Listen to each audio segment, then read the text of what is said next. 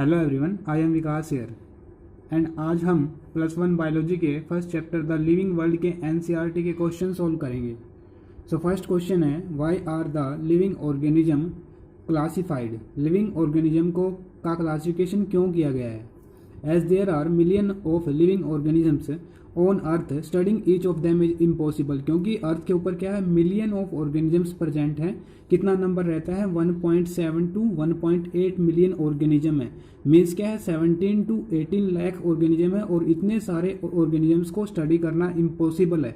तो हमें क्या करना पड़ेगा? इन ऑर्गेनिजम्स को स्टडी करने के लिए क्लासीफाई करना पड़ेगा। Therefore, scientists have devised mechanism to classify all the living organism।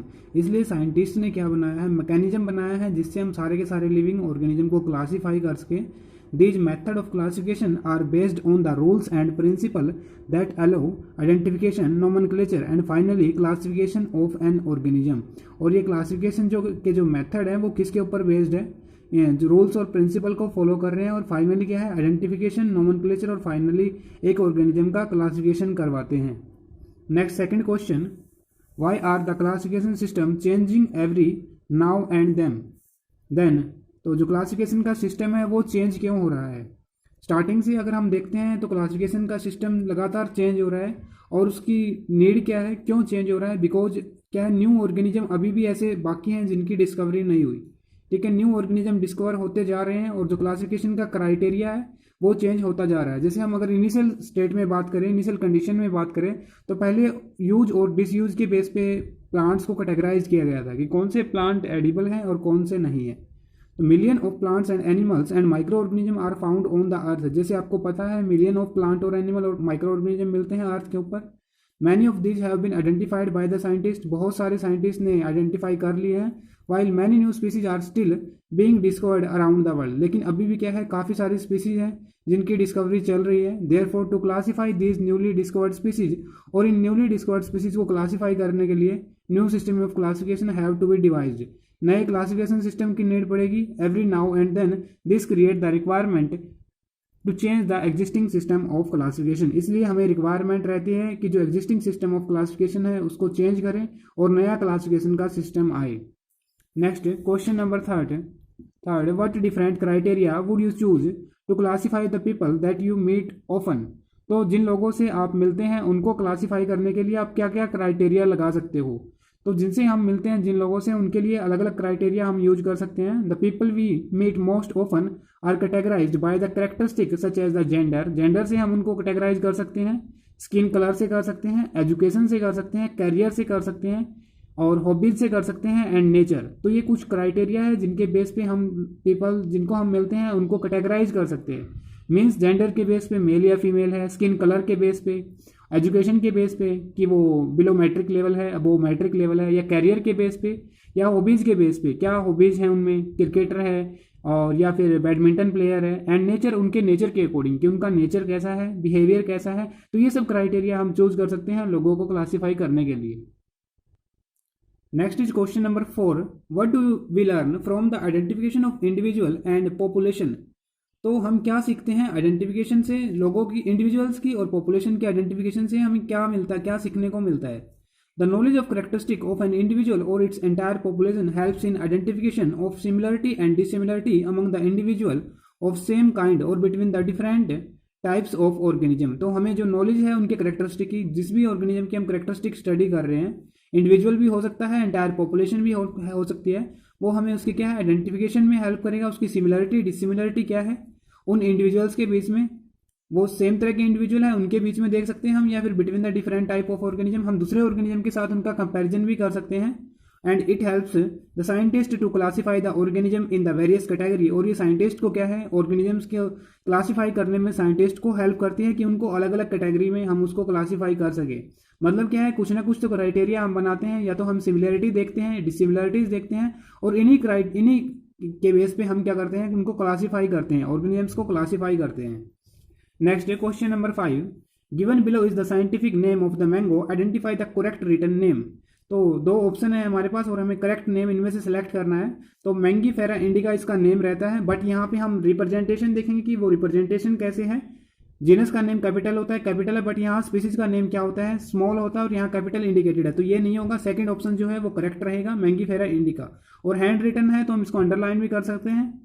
Next question number 6, define a taxon, give some example of the taxa at the different hierarchy level. तो taxon क्या होता है, group of organism having the common characteristic, organisms का group है जिनके पास क्या है, कॉमन कैरेक्टरिस्टिक है। और taxon represent scientific term for the categories, category के लिए साइंटिफिक टर्म जो हम यूज करते हैं वो टैक्सोन यूज करते हैं। एग्जांपल की हेल्प से हम देखते हैं, some example of the taxa at the different hierarchy level are, taxon of birds is Aves, जो बर्ड्स का टैक्सोन है वो क्या रहता है, एव्स रहता है, और इसकी कैटेगरी क्या है, क्लास है। मीन्स जो हम लर्न करते हैं कि किंगडम है, फाइलम है, क्लास है, ऑर्डर है, फैमिली है, जीनस है, स्पीसीज है, ये सब की सब 7 की 7 जो है ये कैटेगरी है। और इसके लिए जो हम साइंटिफिक टर्म यूज कर रहे हैं उसको हम टैक्सोन बोलते हैं। जैसे बर्ड्स के लिए हम क्या यूज करते हैं, एव्स यूज करते हैं, लेकिन अगर इसकी कैटेगरी देखी जाए तो कैटेगरी क्या है, क्लास है। तो इसी तरीके से स्पंज है, स्पंज का टैक्सोन क्या है, पोरीफेरा है, और इसकी कैटेगरी क्या रहेगी, फाइलम रहेगी। इसी तरीके से बैक्टीरिया जो है मोनेरा के अंदर रखे गए हैं, मोनेरा टैक्सा के अंदर, और इसकी कैटेगरी क्या है, किंगडम है। Next question number 7, can you identify the correct sequence of taxonomical categories. तो हमें सीक्वेंस इनमें से करेक्ट सेलेक्ट करना है। स्पीसीज, ऑर्डर, फाइलम, किंगडम, ये ऑर्डर करेक्ट है, बट इसमें से कुछ मिसिंग है बीच में से, तो इसलिए आंसर में हम इसको इंक्लूड करेंगे। क्योंकि सीक्वेंस क्या रहता है, अगर हम लिखें किप्स, पोट, क्लीन और फैमिली गेट सिक, ये निमोनिक है जिसकी हेल्प से हम याद कर सकते हैं kingdom, phylum, class, order, family, genus, species. Keeps, pot, clean और फैमिली गेट सिक। तो यहाँ पे क्या है, किंगडम है, किंगडम के बाद देन फाइलम है, फाइलम के बाद देन ऑर्डर है, ऑर्डर के बाद स्पीसीज है। ठीक है, तो सीक्वेंस राइट है, मिसिंग जरूर है बट सीक्वेंस राइट है, तो ए करेक्ट रहेगा। देन सी ऑप्शन की अगर हम बात करें, स्पीसीज, जीनस, ऑर्डर, फाइलम। ठीक है, तो क्या है इसके अंदर, सीक्वेंस स्पीसीज है, देन जीनस है, देन ऑर्डर है, और फाइनली क्या है, फाइलम है। यहाँ भी सीक्वेंस करेक्ट है, मिसिंग जरूर है बट सीक्वेंस करेक्ट है। बट अगर हम बी को देखेंगे, जीनस पहले आया हुआ है, स्पीसीज बाद में आया हुआ है। ठीक है, फिर ऑर्डर आया हुआ है बाद में, तो मतलब ये करेक्ट नहीं है। करेक्ट आंसर क्या हो जाएगा, A and C will be its correct answer. Next question number 8, try to collect all the currently accepted meaning for the word species, discuss with your teacher and the meaning of species in the case of the higher plant and animals on the hand and the bacteria on the other hand. तो हमें species का मतलब बताना है, species का मतलब क्या रहता है। तो अगर हम सिंपली बात करें, स्पीसीज क्या रहता है, group of organism with fundamental similarities. Organisms का ग्रुप है जिनके पास फंडामेंटल सिमिलरिटी होती है, उसको हम स्पीसीज बोलते हैं। अगर हम क्या है, कुछ साइंटिस्ट के अकॉर्डिंग देखिए, जैसे बायोलॉजिकल कंसेप्ट जो है स्पीसीज का, मीन्स क्या है, स्पीसीज को डिफाइन करने के लिए बायोलॉजिकल कंसेप्ट दिया गया था, और ये दिया था बाय अर्नेस्ट मेयर। तो क्या होता है, क्या कंसेप्ट क्या कहता है, it is a group of closely related organisms. ये क्या है, group of closely related organisms है which can interbreed in nature, जो नेचर के अंदर इंटरब्रीड कर सकते हैं, and produce the fertile offspring, और क्या कर सकते हैं, जो उनका ऑफस्प्रिंग आएंगे वो कैसे रहेंगे, फर्टाइल रहेंगे। फर्टाइल का मतलब है they are further capable of producing offsprings. Means क्या है, वो रिप्रोडक्शन में पार्टिसिपेट कर सकते हैं। मीन्स क्या हम कह सकते हैं, अगर मान लो ए है, ए इंडिविजुअल है और वो ए डैश के साथ मेट कर सकता है। ठीक है, मेट कर सकता है, और इनके जो ऑफस्प्रिंग आएंगे, ऑफस्प्रिंग प्रोड्यूस होंगे। पहली कंडीशन वो है, और सेकंड कंडीशन क्या है कि मान लो जो ऑफस्प्रिंग प्रोड्यूस हुए हैं वो क्या होंगे, वो फर्टाइल रहेंगे। नेक्स्ट है स्टैटिक कंसेप्ट ऑफ स्पीसीज। क्योंकि स्पीसीज की हमें डेफिनेशन, अलग अलग डेफिनेशन देनी है, जितनी भी हो सकती है कलेक्ट करनी है। तो स्टैटिक कंसेप्ट के अकॉर्डिंग क्या है, बाय कार्लस लिनियस। किसने दिया था, कार्लस लिनियस ने दिया था। और स्टैटिक कंसेप्ट क्या कहता है, species is a fixed and immutable entity. Fixed entity है और इम्यूटेबल है, मीन्स कोई चेंज नहीं आता। Species are unchangeable over the course of time, जो टाइम के साथ साथ क्या है, ये अनचेंजेबल रही है, कोई चेंज नहीं आया। इवोल्यूशन के साथ इनमें कोई चेंज नहीं आया। Each present species is as it was from beginning of the time, जैसे स्टार्टिंग में थी वो स्पीसीज आज ऐसे ही है, लेकिन हमें पता है ऐसा नहीं है, चेंज आया है। बट स्टैटिक कंसेप्ट यही कहता है। स्टैटिक का मतलब क्या होता है, रेस्ट पे, रुकी हुई, मतलब स्पीसीज क्या रहती है, रुकी हुई रहती है। Then species is the basic taxonomical rank. तो हम ये भी कह सकते हैं स्पीसीज क्या है, बेसिक टैक्सोनॉमिकल रैंक है। Species can also be defined as a group of individual that share the same gene pool. तो हम एक और डेफिनेशन दे सकते हैं कि स्पीसीज क्या होती है, इंडिविजुअल्स का ग्रुप है जो सेम जीन पूल को शेयर करते हैं, मीन्स उनका जो जेनेटिक मेकअप है वो एक जैसा रहेगा। फिर इन्होंने पूछा था क्वेश्चन में कि हायर प्लांट और एनिमल्स के लिए आप क्या क्राइटेरिया लगाओगे स्पीसीज के लिए। तो हम कह सकते हैं रिप्रोडक्टिव आइसोलेशन। ठीक है, for higher plant and animals criteria of reproductive isolation can be used to classify the species. Mean species के लिए हम क्या क्राइटेरिया ले सकते हैं, किस बेस पे हम सेलेक्ट कर सकते हैं कि एक स्पीसीज से बिलोंग कर रहे हैं, एक से नहीं कर रहे, तो we can use the criteria of reproductive isolation. लेकिन बैक्टीरिया के लिए, लोअर ऑर्गेनिज्म, ये रिप्रोडक्टिव आइसोलेशन का कंसेप्ट काम नहीं करता, वहां पे हम बोलते हैं जीन पूल। ठीक है, बैक्टीरिया के लिए हम क्या बोलेंगे, gene pool can be used to classify the species. Gene pool का हम यूज कर सकते हैं। Next question number 9, define and understand the following term. इनको हमें डिफाइन करना है। फाइलम, फाइलम क्या होता है, जो हमारे पास सीक्वेंस है वही सीक्वेंस हमें याद रखना है। कीप स्पॉट क्लीन और फैमिली गेट सिक। ठीक है, तो ये सीक्वेंस जो भी हमसे डेफिनेशन पूछी जाती है उससे नीचे वाले को हम ग्रुप बोल देंगे। जैसे फाइलम पूछे तो फाइलम क्या है, ग्रुप ऑफ क्लास। क्लास पूछे ग्रुप ऑफ ऑर्डर। फैमिली क्या है, ग्रुप ऑफ जीनस। तो जो भी हमसे पूछा जाता है उससे लोअर जो कैटेगरी है उसका ग्रुप हम बोल देंगे। तो फाइलम क्या रहता है, it is the primary division of kingdom. तो किंगडम फर्स्ट टाइम पे अभी डिवाइड हुआ है तो प्राइमरी डिवीजन रहता है। इट इंक्लूड वन और more related classes of animals. तो इसमें क्या आती है, एनिमल्स जो हम क्लासेज हैं वो इंक्लूड करते हैं और एनिमल्स के लिए फाइलम वर्ड यूज किया जाता है। नेक्स्ट लाइन में हमने इंडिकेट कर दिया, in plants instead of phylum the term division is used. Plants के केस में हम क्या यूज करेंगे, डिवीजन का यूज करेंगे, फाइलम नहीं बोलेंगे। नेक्स्ट क्लास को डिफाइन करना है। क्लास क्या रहती है, इट कंसिस्ट ऑफ वन और मोर रिलेटेड ऑर्डर्स। ठीक है, ऑर्डर्स का ग्रुप क्या बन जाता है, क्लास बन जाता है। जैसे एग्जांपल है Mammalia. Mammalia include the many orders. Mammalia जो क्लास है इसके अंदर काफी ऑर्डर आते हैं। जैसे कार्निवोरा है जिससे डॉग है, पैंथरा है, सब बिलोंग करते हैं। और प्राइमेटा जिससे human being, gibbon, monkey belong करता है। देन तो हम कोई भी एग्जांपल लेके चल सकते हैं, जरूरी नहीं है हमने मैमेलिया का ही एग्जांपल देना है, कोई भी क्लास का हम एग्जांपल दे सकते हैं क्लासिफिकेशन में से। देन क्या है, फैमिली। फैमिली क्या होती है, group of related genera. Group of related genera family रहती है। जैसे हम एग्जांपल ले, सोलेनेसी के अंदर कौन कौन से जनरा आते हैं, सोलेनम है, दतूरा है, पिटूनिया है, ये सब जीनस आते हैं। तो ये क्या हो जाता है, फैमिली का एग्जांपल हो जाता है। Next order, it consist of group of related families. तो ऑर्डर में क्या आती हैं, रिलेटेड फैमिलीज आती हैं। जैसे हम एग्जांपल ले, सोलेनेसी और कॉन्वोलुलेसी दोनों ही किसके अंदर आती है, पॉलीमोनियल्स ऑर्डर में आती है।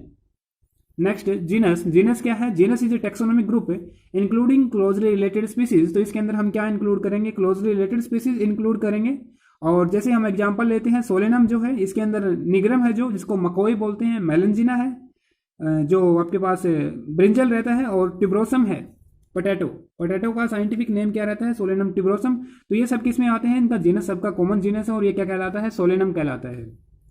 Next question number 10, how is a key helpful in the identification and classification of an organism. तो की है, क्या रोल रहता है की का, key is another aid that help in the identification of the plant and the animal species.